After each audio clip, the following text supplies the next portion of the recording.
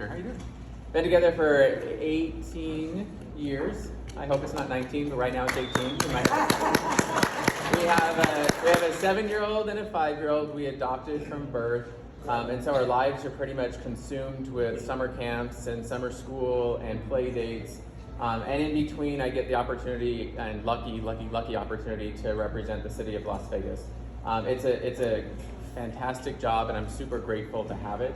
It's been a passion of mine, and the passion is not necessarily politics so much. Politics are not my favorite thing, but local government is my favorite. I think there's so many opportunities to impact truly the quality of life of people in our great city. And so I get to focus in on 1,000 different things. I spend most of my time focusing in on healthcare. That's because I get to represent the Las Vegas Medical District. But I also spend a good amount of time focusing in on mental health care. And then the things that people care about, land use. And it's a very complicated, controversial thing that I spend a good chunk of my time at the city talking about, because neighbors care about what goes in their backyard. We were just talking about that a minute ago. Everybody cares about what's going in their backyard. I also have the privilege of serving on the Regional Transportation Commission, so the RTC, the buses, I get to do that as well, and I serve on the Southern Nevada Health District Board. So I get a broad view of what our community is, what it isn't, and I get to talk to folks like yourselves about what it should be. I was asked to talk about a million different topics. I can talk about anything, and if you want to interrupt me and ask questions along the way, I'm not going to be offended, and there's nothing that I wouldn't talk about. I'm totally comfortable with pretty much everything. I have like I said, a 7-year-old and a 5-year-old, and the most crazy things come out of their mouths, and I'm very comfortable. So bring it up if you have a question about it. So I thought I would start off with just like a quick SWOT analysis, given the fact that we're all business people. The SWOT analysis for the city of Las Vegas, I would say our greatest strength right now is we have had unprecedented tax revenue growth over the last 25 months. So we have a strong budget at the city of Las Vegas right now. We have more employees than we've ever had. We have a better financial position than we've ever had. You can see in front of City Hall, we're building a civic plaza. That is really the intent of building out the core of Las Vegas, to make sure that we have a strong cultural hub, we have a strong government hub, we have a strong healthcare hub. And that's really been the intent of the city of Las Vegas. And you can see it in if you have the opportunity to go into downtown Las Vegas, the arts district is thriving and growing dramatically. The medical district is growing dramatically. It's going to be completely built out in the next 3 to 5 years, providing greater access to healthcare. The strength of the city is within its employees. April, right here, is part of my team.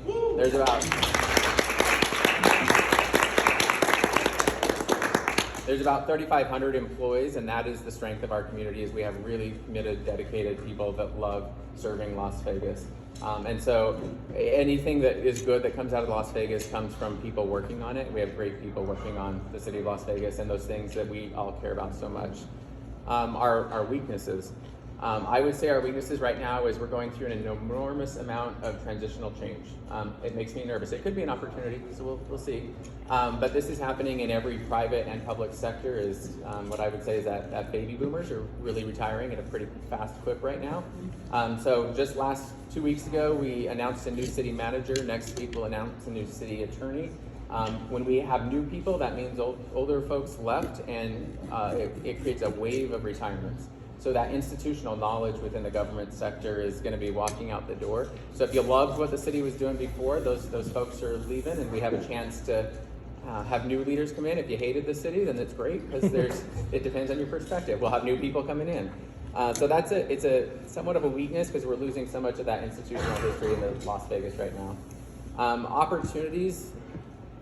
I'm going to say it's the business community. I think we're thriving as a business community right now, and if there are issues or changes or challenges that you see, then we're open and receptive to hearing them. In the state of Southern Nevada, I would say Las Vegas has been very open. We've been trying to get as much money out the door as we can through the CARES funding, through the ARP funding. We've been working collaboratively with the state of Nevada and the legislature on funding a crisis residential center that's going to go down in our corridor of hope.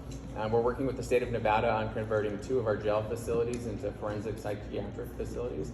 And so I'm going to talk a little bit more about mental health care, but I hope you understand the challenges that our state faces with regards to the system set up to take care of people with medical and mental health challenges. The city of Las Vegas is really trying to be on the forefront of that, and I see that as a huge opportunity to change some of what's going on right now that you can see if you walk out the door.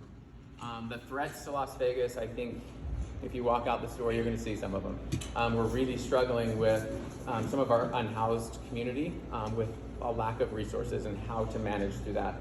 That is not specific to Las Vegas. This is common in every major city around the country. And I have the opportunity to serve with the National League of Cities and talking to other leaders in other great cities around our country. Nobody has this issue quite figured out yet. It has a lot to do with the opioid epidemic. So there's a huge opioid settlement. We'll be along with the state and the county taking in monies to help resolve some of those issues related to opioids addiction. And then we have a lack of affordable housing. So these are real challenges. And so for every affordable housing complex that I have the opportunity to approve in our community, there's a whole bunch of neighbors that stand up and say, don't do it here. And that's really hard as an elected official to stand up and say, I'm sorry, but if you want to go to Starbucks, your barista has to live somewhere. If you want to call 911 for a police officer, your police officer making $38,000 a year, he has to be able to live somewhere, she has to be able to live somewhere. If you want your children taught in school, your teachers need to live somewhere. So we have got to create spaces for those folks to live. So the threats are real to the city because we don't have adequate resources to serve the population that we have. We just don't. And as a community, we need to kind of get our heads wrapped around that and talk about what it takes to serve our most underserved community members and what that looks like. And we also have to have proactive conversations around what it takes to make sure that our business community is thriving. So I think the city is well positioned to grow leaps and bounds over the next several years. Like I said, 25 months of unprecedented tax growth. We saw our first dip in April. So everyone's talking about that looming recession. We are starting to see bits and pieces of it, but we also have the F1 Formula car racing thing. I wish I knew more, I don't, sorry. It sounds very important and there's gonna be a lot of people here, so there's tax dollars coming in, but I have no idea what it is. So that's a big deal for the county, but it's not my issue. We have the Super Bowl coming in. The city of Las Vegas is getting all amped up for the Super Bowl. That's lots of tourist tax dollars that are going to be fueling our economy and fueling our small businesses in particular. And if you're a small business, like you got to tap into that because there's going to be an enormous amount of energy and people coming into our community. Just last month, I was at the LVGEA Perspective, and there was an announcement of a $1 billion deal going in on the south end of the strip for an NBA stadium and a live district there. That is what Las Vegas is becoming, or Southern Nevada is becoming, is this entertainment capital. We're no longer gaming. We're no longer gaming and tourism and food and hotels. We are the entertainment capital of the world, and we will continue to be that in a very strong position. So I think as an economy, I think we are diversifying. It's not the way that I would have wanted, not the way I would have expected, but we are diversifying away from gaming. I'm going to spend just a couple minutes talking about the things that I really spend most of my life focused in on because I think it's relevant to this conversation, or comments, or whatever you want. So I represent the academic medical district. Very, very important to me because my son was hospitalized. I spent a month at UMC with him. I personally don't believe we have the health care that our community needs or deserves. UMC is a great hospital, great doctors, great nurses. I'm not pinging them in any way. But frankly, like, my kid deserved better. He just did. My daughter was also hospitalized. She was premature. She was born at 30 weeks, and so we spent 10 weeks sitting in the hospital with her. We don't have enough resources to serve our community. And so I've been a very strong advocate for building out access to quality health care. It starts with a medical school. So I'm very happy to say, like, I was there at the groundbreaking of the Kirk Kerkorian School of Medicine at UNLV. I was there when they opened their doors. I'm happy to hear that Roseman may be joining in that ranking, because the more medical schools, the better. We gotta get people here. It's a big deal. We have to have more doctors here. We have to have more nurses here. We have to have more mental therapists here. We have to have everything across the board. The Kirk-Kerkorian School of Medicine was important from a land use. My job as a city councilman is to represent land use. It was a big deal because we were also able to work with the state legislature and the previous governor on allocating funding for a public health lab and for ambulatory care and additional mental health services within the medical district. So that's 2 additional buildings next to the medical school.